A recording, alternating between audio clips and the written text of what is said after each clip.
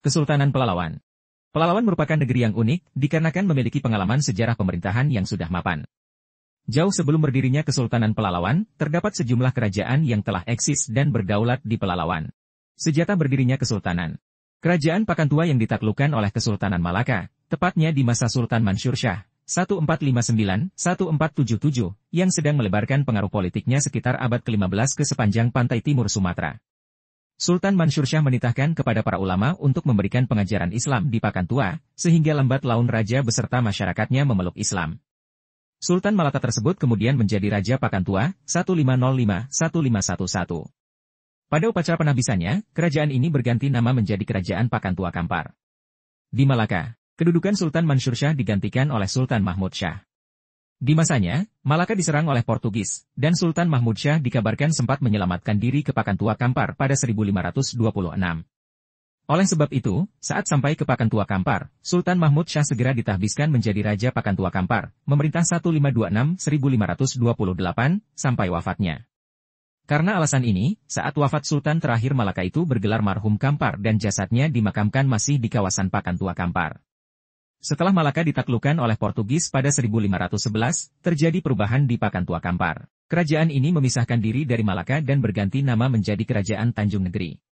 Tidak lama berselang, Tanjung Negara ditundukkan oleh Kesultanan Johor. Ibu kota Kerajaan Tanjung Negeri kemudian dipindahkan ke tepi Sungai Rasau, salah satu cabang Sungai Kampar yang bermuara ke Selat Malaka.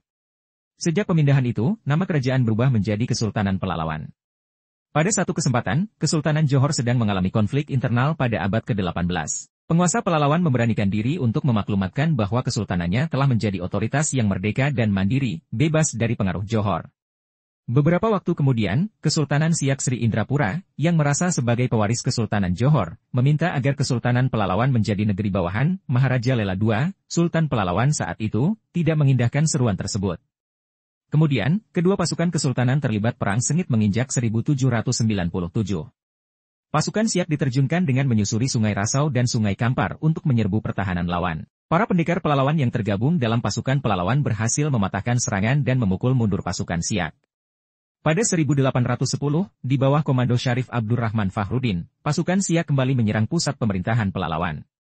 Kali ini, pasukan Siak menggunakan metode menjepit, yakni dengan membagi pasukan yang berangkat dari hulu Sungai Rasau dan muara Sungai Kampar. Pada kesempatan ini, pasukan Siak juga disokong oleh Legiun Belanda. Serangan kedua ini berhasil dimenangkan oleh Siak. Tidak lama berselang, wilayah Pelalawan pun berada di bawah Siak. Kendati berada di bawah Siak, kepala pemerintahan Pelalawan tetap bergelar Sultan. Sultan yang memerintah pasca penggabungan Pelalawan ke Siak bergelar Sultan Syarif Abdurrahman Fahrudin, 1811-1822. Sistem pemerintahan. Sultan Pelalawan berusaha membina hubungan baik dengan para pemuka masyarakat bawahannya. Ini dilakukan untuk menciptakan harmonisasi dalam hubungan kepemimpinan, mengingat pengaruh Siak semula datang sebagai lawan. Di bawah Sultan dikenal sistem administrasi pemerintahan yang disebut kedatuan yang dipimpin oleh datuk. Setiap datuk membawahi sistem administrasi yang lebih kecil yakni perbatinan yang dikepalai oleh batin. Terdapat 4 datuk dengan bawahan para batinnya, yakni 1. Datuk Laksamana Mangkudiraja yang berkedudukan di Pangkalan Pasir, kini masuk Desa Kesuma. Kecamatan Pangkalan Kuras, yang membawahi 8 batin antara lain Batin Batang Nilo, Datuk Montiraja, Batin Muncak Rantau, Batin Hitam Sungai Medang, Batin Putih Air Hitam, Batin Tuo Napuh, Batin Mudo Genduang, Batin Pematan, dan Batin Sengerih. 2. Datuk Engku Raja Lela Putra berkedudukan di Desa Langgam, sekarang masuk Kecamatan Langgam. Membawahi 11 batin yakni Batin Tambak, Datuk Raja Bilang Bungsu, Batin Mudo Langkan, Batin Mudo Penarikan, Batin Sotul, Batin Pelabi, Batin Badagu, Penghulu.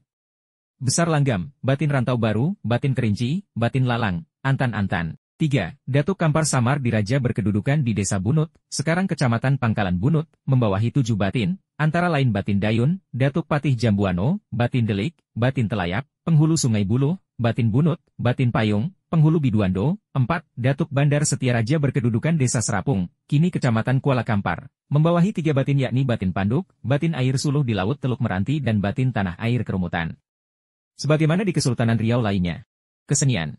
Tari Zapin menjadi salah satu hiburan yang syarat dengan makna nilai keislaman. Tari ini diperkenalkan ke tengah para bangsawan Istana Pelalawan pada 1798 oleh Said Abdurrahman bin Said Osman Shahabuddin, Sultan Pelalawan kala itu.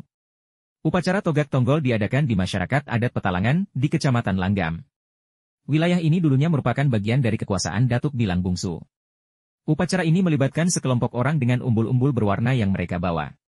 Umbul-umbul ini berupa bendera panjang dengan kain persegi 4 dan jumbai-jumbai di bagian bawahnya. Tonggol menggunakan semua warna dasar kecuali kuning, yang melambangkan kerajaan. Hitam melambangkan adat, putih melambangkan ulama, kuning melambangkan raja, dan hijau melambangkan rakyat. Ini meningkatkan efisiensi pemrograman dengan mengurangi jumlah kode yang ditulis. Sejarah berakhirnya Kesultanan.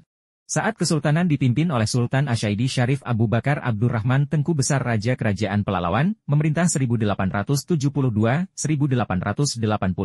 Pelalawan menekan perjanjian damai dengan Belanda. Belanda tidak menempatkan kontrolir di Pelalawan, melainkan di Selat Panjang, tebing tinggi. 428 di masa pemerintahan Tengku Sontol Said Ali, memerintah 1886-1892, terjadi pemindahan istana ke pinggir Sungai Kampar, tepatnya di muara Sungai Rasau, di daerah yang bernama Tanjung Pantai. Keluarga Kesultanan pun tetap melanjutkan pembangunan tersebut. Saat istana selesai dibangun, diputuskan ditambah 2 bangunan tambahan, yang sepintas terlihat seperti sayap.